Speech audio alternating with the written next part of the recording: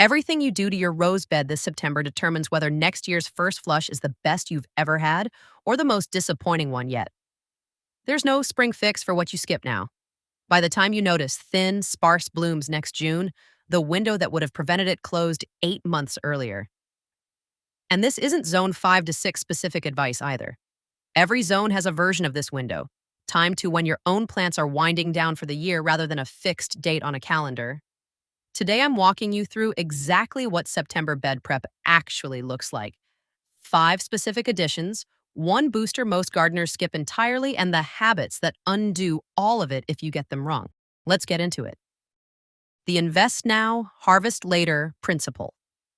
Here's the mental shift that makes all of September prep click into place. Nothing you do this month produces a visible result this month. That's exactly why most gardeners skip it. There's no bloom to reward you, no obvious before and after, nothing to photograph. But we've talked before on this channel about how a rose banks reserves in fall to fund next spring's blooms. September prep is where that banking actually happens.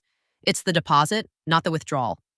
Every amendment you add this month becomes raw material the plant draws on months from now, during a window you already know matters enormously. Think of September as the one month where invisible effort has the highest payoff of the entire year. Nothing here is glamorous. All of it compounds. And the gap between a bed that gets this treatment and one that doesn't isn't subtle. 2 identical roses, same variety, same climate, can produce dramatically different first flushes next June, based almost entirely on what happened underground 8 months earlier. One plant enters spring with reserves already banked and a fungal network ready to support fast root growth. The other is starting from behind, trying to build both at once while also trying to bloom. That's the entire case for spending an afternoon on this now when there's nothing to show for it yet. Soil testing, what to actually test for. Start with a soil test and be specific about what you're actually looking for. pH matters most. Roses want a slightly acidic range, and if yours has drifted outside that, over the growing season, September is your window to correct it before winter. Since amendments need months to actually shift pH, not weeks. Beyond pH, check organic matter percentage and major nutrient levels, particularly phosphorus and potassium, which support root and bloom development rather than leafy growth. Exactly what you want heading into a dormancy and recovery season, not more top growth. In zone 5 to 6, get your sample in by mid-September so results come back with enough runway to actually act on them before the ground gets difficult to work. Warmer zones have a little more flexibility on timing. Colder zones should test even earlier since your window closes sooner. Southern Hemisphere gardeners, this whole video maps onto your own fall. Shift everything here to your March-April window instead. A basic extension office test costs very little and tells you more than any guess ever could. If you've never done one, don't overthink it. Most extension offices sell a simple mail-in kit for a small fee, and the results usually come back within a couple of weeks with specific amendment recommendations for exactly what your soil needs, not generic advice built for average conditions that may not match your yard at all. The aged manure top dressing. We've covered this exact amendment before on the fertilizer timing video, and it's worth repeating here because the timing nuance matters. Aged manure, or finished compost, applied as a top dressing, is genuinely one of the best things you can give your roses. But only once the plant has actually gone dormant, not simply because the calendar says September. In most zone 5 to 6 gardens, true dormancy doesn't arrive until a hard frost blackens the leaves, which is often October or even November, not mid-September. So use this month to source and prepare the material. Get your aged manure or compost ready, have it staged near the bed, and hold off on actually applying it until your own plants show you they're dormant, not before. Applying it too early while the plant is still awake risks feeding new growth right when it should be winding down, which undoes the whole point. September is prep season for this one. The application itself comes slightly later. One more note on sourcing. If you're buying rather than composting your own, look for manure that's specifically labeled aged or composted, not fresh. Bagged products at garden centers are usually fine, but if you're getting it directly from a farm, ask how long it's been sitting. Properly aged manure looks and smells like rich, dark soil, not like manure at all anymore. If it still smells strongly, it needs more time before it's ready to use. Leaf compost addition. Fall is genuinely the best time of year to add leaf compost for a simple reason. You have more raw material available right now than at any other point in the year. If you've got a leaf compost pile from last fall that's had a full year to break down, this is when to use it. Work a couple of inches into the top few inches of soil around your roses without disturbing the root zone too aggressively.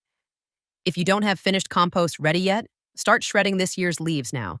Shredded leaves break down dramatically faster than whole ones, and even a partially broken down layer applied as mulch feeds the soil food web all winter long as it continues decomposing in place.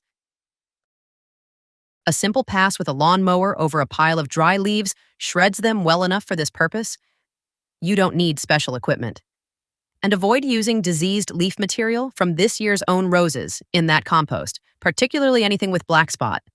The fungal spores can survive the composting process and reinfect the bed you're trying to improve. Mulch refresh to 3 to 4 inches. Check your mulch depth and refresh it to a full 3 to 4 inches, slightly deeper than a mid-season top-up, since this layer needs to carry the bed through the entire dormant season, not just a few weeks. Pull it back an inch or two from the base of each cane. Same rule as always, so you're not trapping moisture against the bark going into a season where that moisture has nowhere to evaporate. This refresh does double duty. It insulates roots through winter, and as it breaks down over the dormant months, it's feeding the same soil biology that's about to become critically important for next spring's bud initiation. If you're working with a limited budget this fall, mulch is where I'd prioritize spending over any of the other amendments on this list. It's the one item doing insulation, moisture retention, and slow release feeding all at once, and skipping it undercuts the return on everything else you add underneath it. The mycorrhizal inoculant booster. Here's the one most gardeners skip entirely, and it's worth a few extra dollars, especially on established plants. A mycorrhizal inoculant reintroduces the beneficial fungal partners we've talked about before on this channel, the ones that extend a rose's root reach far beyond what the roots alone can manage. Established beds, especially ones that have seen synthetic fertilizer or tilling over the years, often have a thinner fungal network than a bed that's never been disturbed.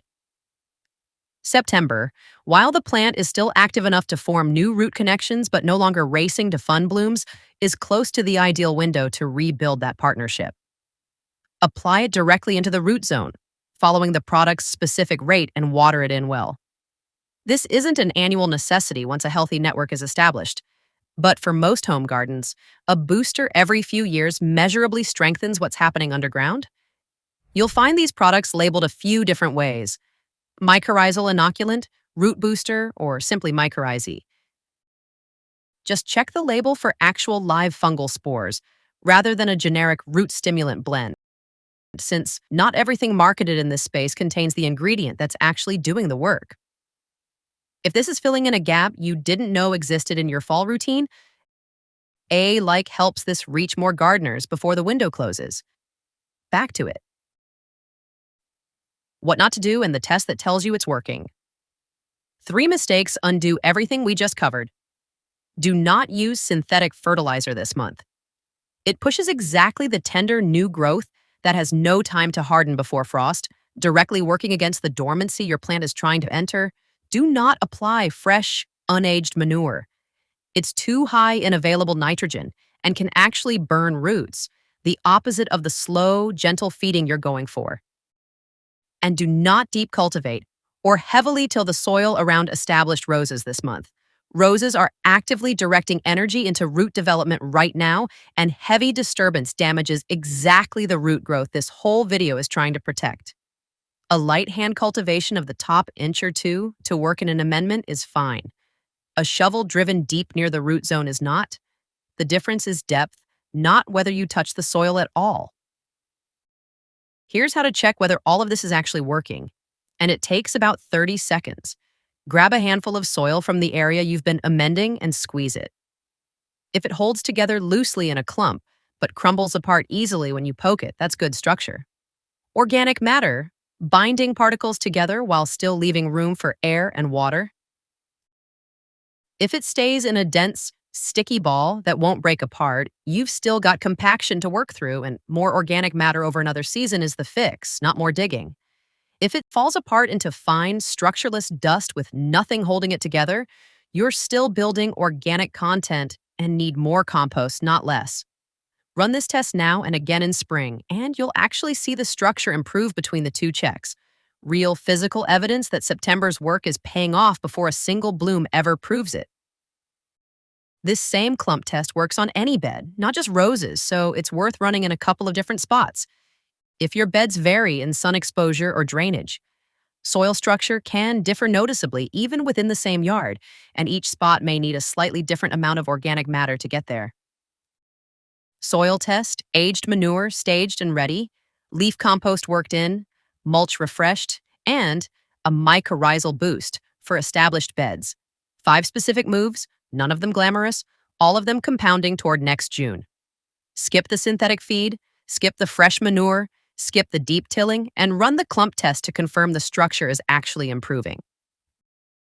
Do this now, and next year's first flush won't be a hope. It'll be the direct result of a September you can't see the payoff of yet. If this filled in a gap in your fall routine, hit like and subscribe for the rest of this system. Next time, we're talking about 5 David Austin roses nobody talks about but should. Until next time, happy gardening.